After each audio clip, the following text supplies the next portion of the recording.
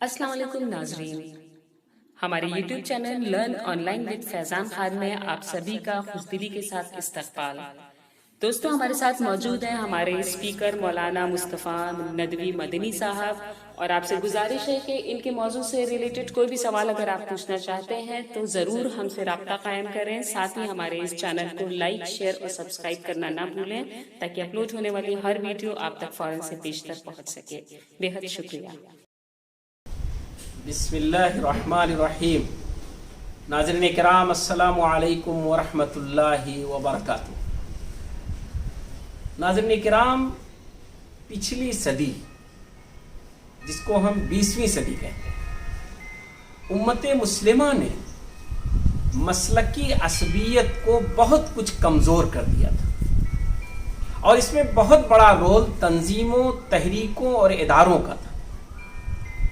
بڑی شخصیات عالم اسلام کی، انہوں نے اور بڑی تنظیمات اور تحریکات نے بہت اچھا رول ادا کیا تھا۔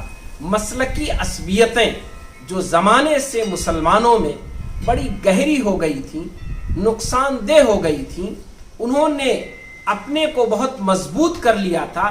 اس عصبیت کی چادر کو انہوں نے ہٹایا، اور امت مسلمہ نے محسوس کیا کہ اس عصبیت سے انہیں نکلنا چاہیے، اور نکلی۔ کمزور پڑ گئی عصبیت، نقصان دہ کم رہ گئی، باقی تو تھی لیکن نقصان دہ کم رہ گئی۔ اور اسی کے ساتھ ساتھ اتحاد و اتفاق کے راستے ہموار ہوئے۔ اتحاد و اتفاق کے جو راستے ہموار ہوئے، اس نے ملت کو بڑا فائدہ پہنچایا، ملت کے لیے بہت اچھے راستے بنائے، اور اس کا فائدہ ملت کو، انسانیت کو، سماج کو، سوسائٹی کو، معاشرے کو ملا۔ کیوں؟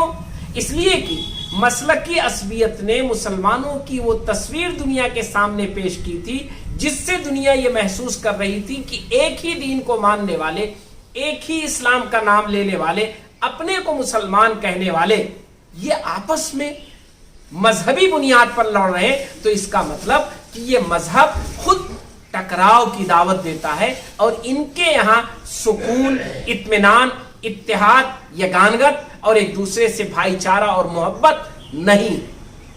یہ پیغام دنیا کو جاتا تھا۔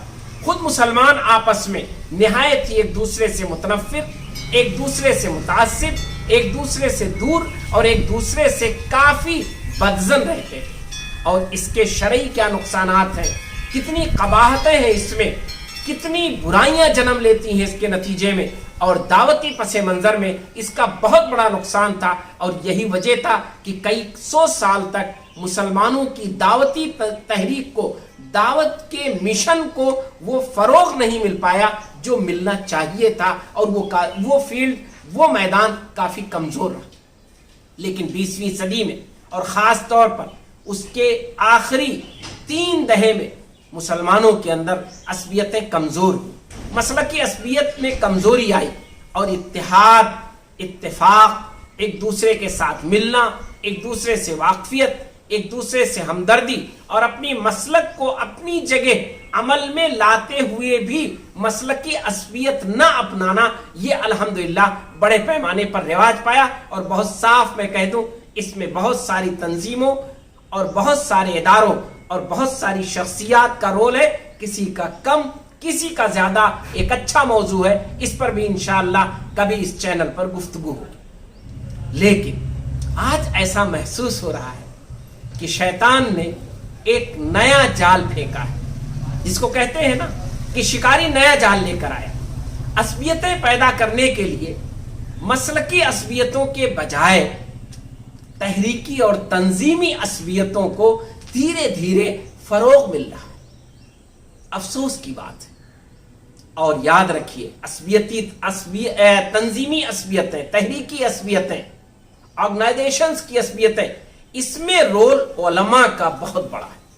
اس لیے کہ تنظیم اور تحریک یہ علماء قائم کرتے ہیں، علماء لیڈ کرتے ہیں، علماء چلاتے ہیں، ذمہ داران اس کو آگے لے کر بڑھتے ہیں۔ اشخاص، ان کا رول کم ہوتا ہے، وہ تو اپنی اپنی تنظیموں سے، جسے وہ مناسب سمجھتے ہیں، جس سے قریب ہوتے ہیں، جو ان کے آس پاس تنظیمیں متحرک ہوتی ہیں، جس کے کسی پہلو سے وہ متاثر ہوتے ہیں، اس سے جڑ جاتے ہیں. ان کا جڑنا، ان کا جڑاؤ بہت سارے اسباب کے نتیجے میں ہوتا ہے، لیکن وہ تنظیموں کو لیڈ نہیں کرتے. لیکن تنظیموں کے ذمہ داران جو انہیں لیڈ کرتے ہیں، تنظیموں کے علماء اور وہ دانشور حضرات جو تنظیموں میں ریڑھ کی ہڈی ہوتے ہیں اور جو تنظیموں کی رخ کو متعین کرتے ہیں اور جو اس کے لیے راستے بناتے ہیں، دھیرے دھیرے یقیناً انہوں نے کھل کر کبھی عصبیتوں کو دعوت نہیں دی ہے. یقیناً اس سے ابھی وہ پاک ہے اور وہ سمجھتے ہیں کہ عصبیت کی دعوت دینا یہ بہت بڑی غلطی ہے جو پچھلی صدیوں میں ہم کر چکے ہیں. لیکن ان کی دوسری تنظیموں اور تحریکوں کے بارے میں، دوسرے اشخاص اور شخصیات کے بارے میں، دوسرے افراد اور کام کرنے والوں کے بارے میں، دین کی نمایاں افراد اور ان شخصیتوں کے بارے میں بیجا تبصرے یا خاموش تماشائی بنا رہنا، ان کے وہ افراد جو کمتر ہیں، کمتر اس معنوں میں نہیں، نعوذ باللہ، عزت و احترام کے لحاظ سے، اپنی معلومات کے لحاظ سے، اپنی صلاحیت کے لحاظ سے، جو لوگ ایسے ہیں کہ جن کا تجربہ کم ہے، جو لوگ ایسے ہیں کہ جن کا ویژن کم ہے اور جو دور تک نہیں سوچ پاتے ہیں، ایسے لوگوں کی بیجا باتوں پر، دیگر شخصیات پر ہونے والے تبصروں اور دیگر تنظیمات اور تحریکات کے بارے میں ہونے والی گفتگو پر وہ خاموشی اختیار کرتے ہیں. اس خاموشی کا نتیجہ کیا ہے کہ عام جو اس تنظیم اور تحریک سے جڑے ہوئے لوگ ہوتے ہیں وہ پھر دھیرے دھیرے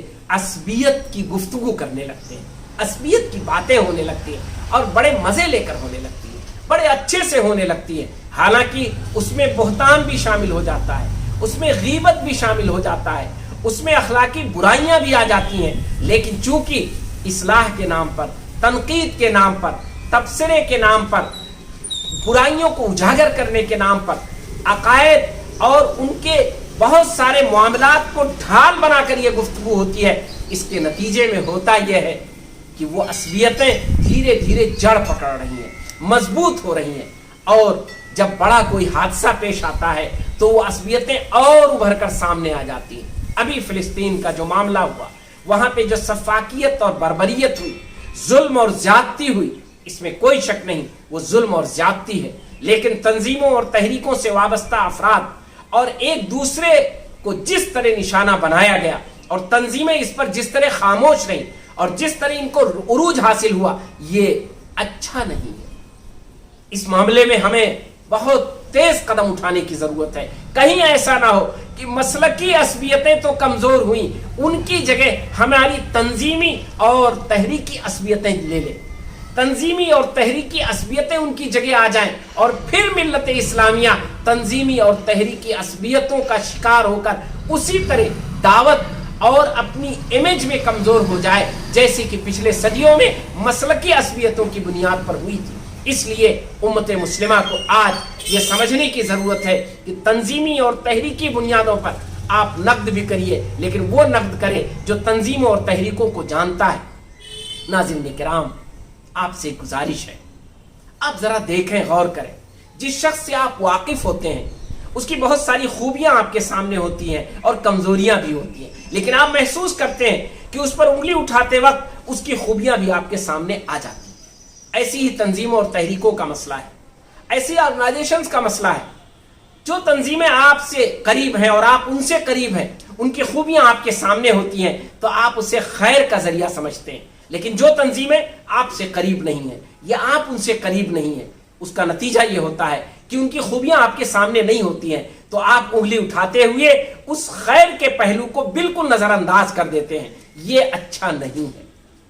بے شمار ہمارے علماء کرام، عوام الناس، دانشور، میں نے کہا اس میں تنظیموں اور تحریکوں کی عصبیتوں میں بڑے لوگ شامل ہیں. جیسے کہ مسلکی عصبیتوں میں جب علماء اور فقہاء داخل ہو گئے تھے، جب وہ لوگ داخل ہو گئے تھے جو کتابیں لکھتے تھے، تب مسلکی عصبیتوں کو عروج حاصل ہوا تھا. اتنا عروج حاصل ہوا تھا کہ وہ اسلام کا اور اسلامی دعوت کا زوال بن گیا تھا.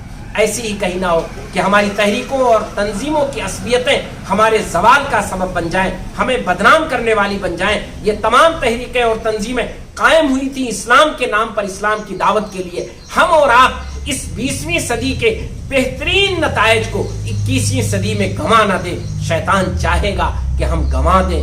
आइए मुत्तहिद हूँ, मुत्तफिक हूँ, समझें एक दूसरे को और असबियतों को कमजोर करें। उस दीवार को मत मजबूत होने दें जिस दीवार के खड़ी होने के बाद हमारा और आपका चेहरा नजर ना आएगा और हम और आप बदनाम और मजमूम हो जाएंगे। अल्लाह ताला तमाम लोगों की हिफाजत फरमाए। लर्न ऑनलाइन की जानिब से आपसे बस इतनी इल्तिजा है कि हमारे इस प्रोग्राम को लाइक, शेयर और सब्सक्राइब ज़रूर करें। साथ ही बेल आइकन दबाना ना भूलें जिससे हमारी हर वीडियो आप तक अपलोड होने के साथ ही पहुंच सके।